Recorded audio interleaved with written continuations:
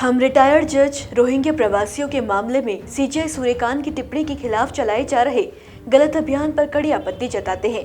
आलोचना हो सकती है, लेकिन ये अभियान न्यायपालिका की छवि खराब करने की कोशिश है। नमस्कार, मैं हूँ साक्षी ममगाई। भारत के मुख्य न्यायाधीश सूर्यकांत की रोहिंग्या प्रवासियों पर की एक टिप्पणी के बाद देश में बहस छिड़ गई है। दरअसल एक हैबियस कॉर्पस याचिका पर सुनवाई करते हुए सीजे सूर्यकांत ने कुछ दिनों पहले रोहिंग्या मुसलमानों के कानूनी दर्जे पर कड़े सवाल उठाते हुए पूछा था कि क्या भारत सरकार ने उन्हें शरणार्थी घोषित किया है। सीजेआई ने कहा था कि अगर उनके पास भारत में रहने का कानूनी अधिकार नहीं है और वे घुसपैठियां हैं, तो क्या हम उत्तर भारत की बेहद संवेदनशील सीमा पर आए किसी घुसपैठिए का रेड कारपेट बिछाकर स्वागत करें।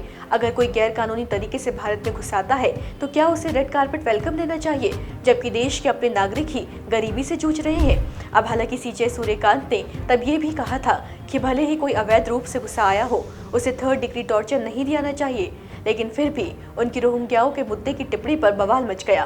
कैसे, हम बताते हैं।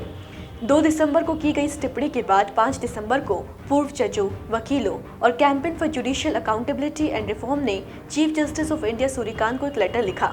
लेटर में कहा गया कि रोहिंग्या पर की गई टिप्पणी अमानवीय और संवैधानिक मूल्यों के खिलाफ है। रोहिंग्या को दुनिया के सबसे उत्पीड़ित अल्पसंख्यकों में बताया गया है। साथ ही रोहिंग्या लोगों को अनुच्छेद 21 के तहत सुरक्षा का अधिकार बताया गया। लिखा कि सीजेआई सिर्फ एक कानूनी अधिकारी ही नहीं है, बल्कि गरीबों के अधिकारों के एक कस्टोडियन और आखिरी फैसला सुनाने वाले भी हैं, जिनकी बातों का देश की सोच में वजन होता है और उनका असर दूर तक होता है। यूनाइटेड नेशंस ने भी रोहिंग्या को दुनिया में सबसे ज्यादा सताया जाने वाला माइनॉरिटी बताया है। आगे शरणार्थियों को अवैध घुसपैठिया कहने से न्यायपालिका की नैतिक विश्वसनीयता कमजोर होने की चेतावनी भी दी गई। आगे बढ़ने से पहले यहाँ पर ये समझिए कि सीजेआई को लिखे गए पत्र में अनुच्छेद 21 का जिक्र क्यों किया गया। देखिए, अनुच्छेद 21 में कहा गया है कि कानून द्वारा स्थापित प्रक्रिया के अलावा किसी भी व्यक्ति को उसके जीवन से वंचित नहीं किया जाएगा। इसका अर्थ है कि प्रत्येक व्यक्ति को जीने का अधिकार है और निर्धारित कानूनी प्रक्रियाओं के अलावा किसी भी व्यक्ति का जीवन नहीं छीना जा सकता।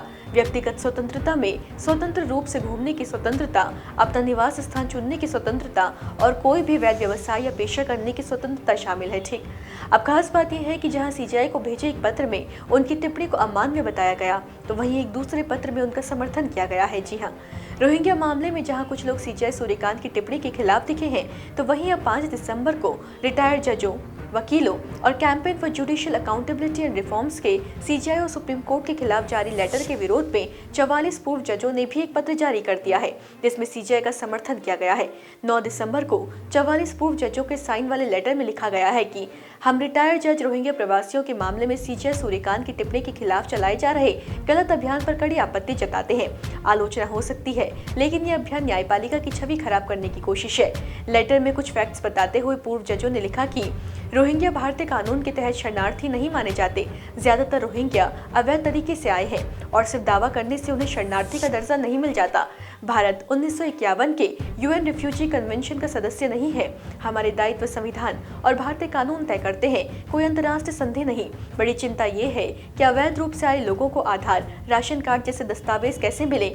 ये गड़बड़ी हमारे सिस्टम को नुकसान पहुंचाती है और मिलीभगत की ओर इशारा करती है। इसलिए कोर्ट की निगरानी में एक एसआईटी बनाना जरूरी हो सकता है, ताकि जांच हो सके कि ऐसे दस्तावेज किसने जारी किए, कौन कौन शामिल था और कहीं कोई अवैध नेटवर्क तो काम नहीं कर रहा। म्यांमार में भी रोहिंग्या की नागरिकता को लेकर विवाद है, इसलिए भारत में भी अदालत को कानूनी तथ्यों के आधार पर ही फैसला करना चाहिए।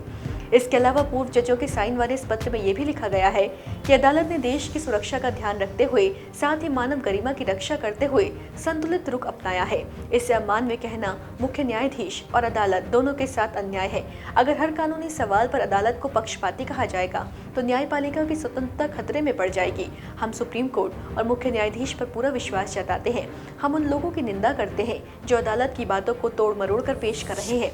हम इस बात का समर्थन करते हैं कि अवैध तरीके से भारतीय दस्तावेज पाने वालों की जांच एसआईटी करे। भारत का संविधान मानवता और सतर्कता दोनों की मांग करता है।